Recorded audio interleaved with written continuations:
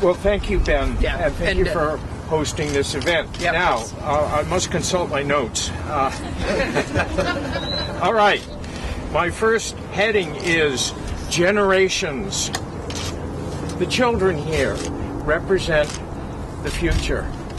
And we are all doing this so that future generations, not only in Massachusetts, but specifically in the valley of the Housatonic River, can enjoy clean water, can have a fishable, swimmable river free from the fear of toxic PCBs, which are currently in the river. Now, a generation ago, I stood in this same place, having completed the first crossing of Massachusetts by canoe. I did that to raise awareness of rivers, because at that time I felt that rivers were places that people didn't love. Everywhere I looked, I saw chain link fences and no trespassing signs and shopping carts all thrown off of bridges and signs of neglect, and towns and houses which had turned their backs to the river. In that generation, I want to call attention to two people on the Housatonic. Tim Gray, the director of the Housatonic River Initiative, who has fought for our river, and Judy Herkimer of HEAL. Judy, will you please? Housatonic Environmental Action League, and she is a true warrior. And together, they really influenced EPA and GE in such a way that the first 2 miles of the Housatonic River below the GE plant were cleaned. And on this journey back, the second time, I paddled up that and poled up that stretch of water, and I can tell you that cleanup works.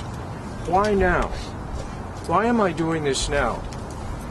Because about a month ago, I heard that GE had announced that it was backing away from the proposed cleanup of the Housatonic River, rest of the river. That didn't surprise me. What did surprise me was that in almost the same week, Governor Charlie Baker of Massachusetts announced that GE headquarters would move from Connecticut to Boston. That worried me. That worried me. So I decided to pick up the paddle. And that's why I'm here today. GE is a formidable company, and I am only qualified to speak about GE because I've lived in a community where there used to be a great transformer division which employed, I think, 14,000 people in Pittsfield. We were a company town in the Berkshires. Pittsfield, Lenox, Lee, Stockbridge, Housatonic, Great Barrington, Sheffield, so many jobs were at the GE. You didn't work at GE, you were at the GE, okay? But today, in those same communities, there is fear, because part of GE's tactic, I'm sorry to say, is to locate the dumps for the PCBs, which they say they will have to locate locally, behind those very riverfront communities in Lenox, Lennoxdale, in Lee on the Tyringham border, and in Housatonic, a community which has had an amazing rebirth in the last 30 years, a community where people are dedicated to arts, creating things, and where there is a real thriving middle class, okay? Housatonic has its front face on the river, and what they're afraid of is to be pinned there by a toxic dump of PCBs. And my heart goes out to them. Generations. The last point. what shall we bequeath to the next generation? And here, I want to say that Senator Eldridge, when he stopped at the riverbank to speak to me in Concord, said that the Massachusetts budget contains only 0 or 0.6 of 1% of the budget for the environment.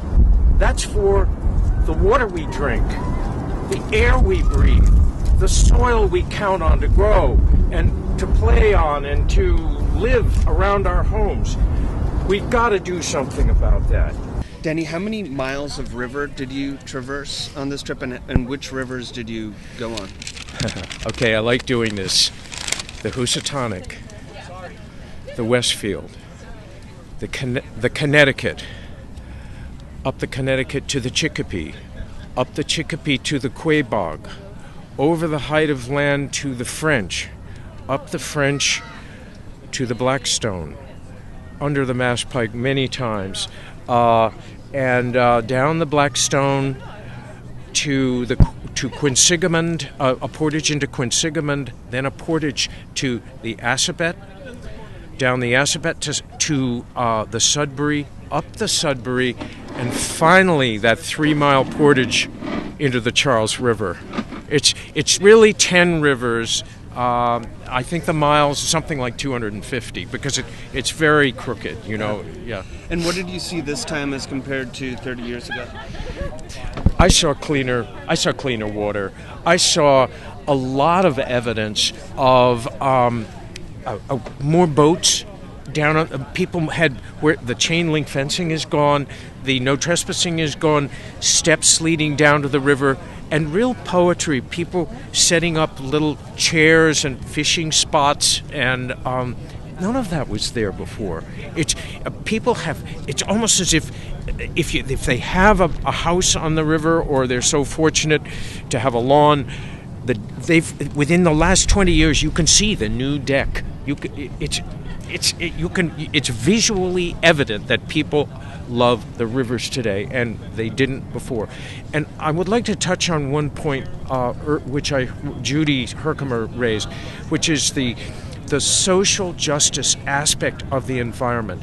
Because whenever I got to a place where the river was still gnarly with old metal and the remains of our industrial park, invariably that would be where there would be people who didn't have the money to fix up their houses, recent immigrant populations, and that it doesn't seem right.